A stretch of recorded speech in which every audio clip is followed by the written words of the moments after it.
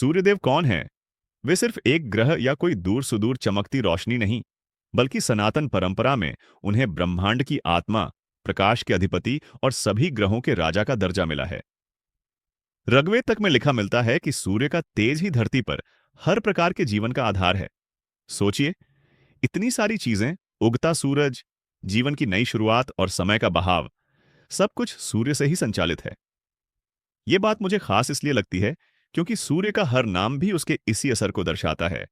आदित्य, भानु, भास्कर, विवस्वान, अर्क, रवि, हर नाम अपने अपने अर्थ में उसकी शक्ति, ऊर्जा या प्रेरणा को दर्शाता है।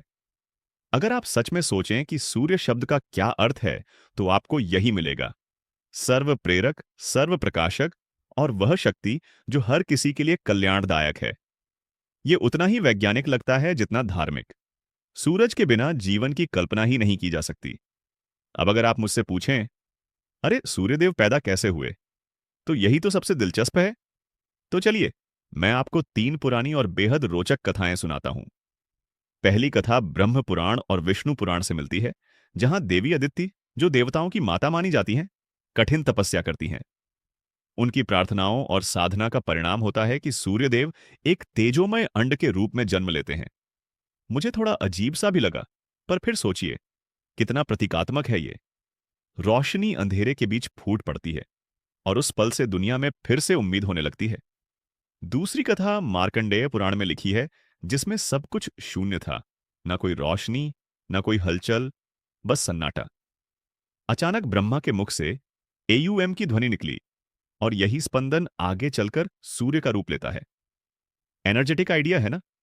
जैसे साउंड और एनर्जी अलग अलग नहीं, वही ब्रह्मांड की पहली रोशनी भी बनती है। अब तीसरी कथा तो एकदम फिल्मी है। विष्णु क्षीर सागर में योग निद्रा में है। आंखें खुलती हैं और उनकी आंखों से प्रकाश की एक अद्भुत धारा निकलकर सूर्य बनती है। इसीलिए सूर्य को विष्णु का नेत्र भी कहते हैं। सोचिए, यह सिर्फ प्रकाश ही नहीं, चेतना और ऊर्जा का भी प्रतीक है। फिर बात अगर सूर्यदेव के परिवार की करें, तो उनकी पत्नी संझा, संझा की प्रतिच्छाया यानी छाया, और उनसे पैदा हुए बेटे बेटियां, जैसे यमराज, यमुना, वैवस्वत, मनु, शनिदेव, तप्ती, हर एक का अपना अपना रोचक चरित्र और स्थान है। और सूर्यवंशी जो कहलाते हैं, उनमें से इक्ष्वाकु, प्रभु राम, कर्ण या सुग्रीव जैसे कई पौराणिक किरदार भी आते हैं। यह देखकर लगता है, सूर्य के बिना न हमारे ग्रंथ पूरे हैं, न इन कहानियों के नायक। अब कल्पना कीजिए, सूर्यदेव अपने रथ पर सवार 7 घोड़ों के साथ चल रहे हैं। 7 घोड़े यानी सप्ताह के 7 दिन, सूरज की 7 किरणें या शायद 7 आरशे। ये सोच अपने आप में कितना लेयर्ड है। और उनके सारथी होते हैं अरुण, यानी वो हल्की सी लालिमा जो सूर्योदय के वक्त आसमान में दिखाई देती है। पूजा पाठ की बात करें तो गायत्री मंत्र, रविवार को जल अर्पित करना, छठ पूजा, रथ सप्तमी, हर पर्व, हर दैनिक अनुष्ठान में सूर्य का नाम कहीं ना कहीं लिया ही जाता है। मुझे तो सबसे मजेदार ये लगता है कि विज्ञान और दर्शन दोनों की शुरुआत सूर्य से होती दिखती है। सूर्य उपनिषद में कहा गया है कि सूर्य सिर्फ तेज या ऊर्जा ही नहीं, बल्कि वही ब्रह्म है जो सबका कारण है। और ऋग्वेद में आया हिरण्यगर्भ सूक्त, जहां ब्रह्मांड के जन्म को दिव्य अंड के रूप में दर्शाया जाता है, वह आधुनिक साइंस के बिग बैंग थ्योरी से हूबहू मिलता है। कई बार मन में सवाल आता है, क्या ये सब सिर्फ पुरानी कथाएं हैं या इनमें कोई गहरा संदेश छिपा है?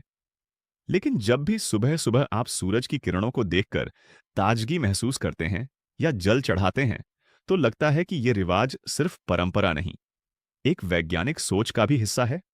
रोशनी के स्वागत का, ऊर्जा के प्रति आभार का, समय के चक्र को मान देने का।